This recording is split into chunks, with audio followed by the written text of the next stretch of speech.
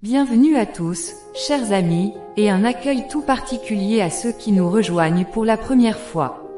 Que vous soyez en quête de réponses spirituelles, curieux à propos de la foi chrétienne, ou simplement à la recherche d'un message d'espoir, vous êtes au bon endroit. Aujourd'hui, nous abordons un sujet fondamental qui touche chaque être humain, la vie, la mort, et l'éternité. La Bible nous rappelle une vérité profonde, notre existence ne se limite pas à ce que nous voyons et ressentons dans ce monde matériel. En tant qu'être humain, nous sommes composés de deux parties, le corps, qui est visible et destiné à retourner à la poussière, et l'âme, immatérielle, qui est éternelle.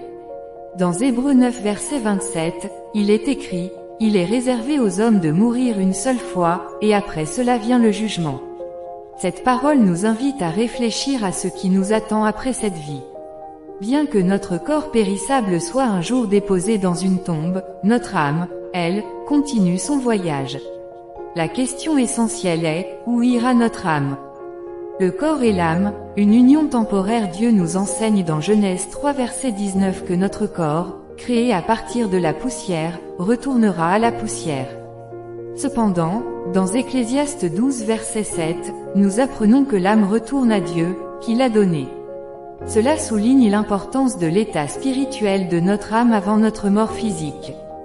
2. L'espérance de la résurrection. Jésus-Christ, dans Jean 5 verset 28 jusqu'à 29, a proclamé, « L'heure vient où tous ceux qui sont dans les tombeaux entendront sa voix, et ils sortiront. » Cela signifie que la mort n'est pas la fin. Ceux qui auront cru en Jésus ressusciteront pour la vie éternelle avec lui. Mais ceux qui auront rejeté son amour feront face à un jugement. 3. Le salut offert en Jésus-Christ. La bonne nouvelle, c'est que Dieu ne nous a pas destinés à la colère, mais à la vie éternelle par Jésus-Christ. 1 Thessaloniciens 5 verset 9.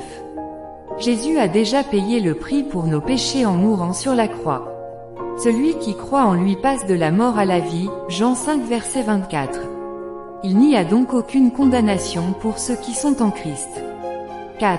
Une décision personnelle. Chacun de nous a un choix à faire, accepter l'amour de Dieu et vivre pour toujours avec lui, ou rejeter cette offre et affronter les conséquences du jugement.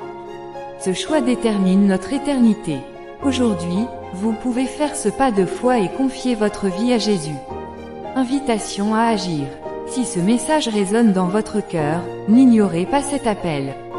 Jésus frappe à la porte de votre cœur et attend que vous lui ouvriez. Vous n'avez rien à perdre et tout à gagner. Une simple prière sincère suffit pour lui remettre votre vie. Dites avec foi, « Seigneur Jésus, je reconnais que je suis pécheur. Je crois que tu es mort et ressuscité pour me sauver.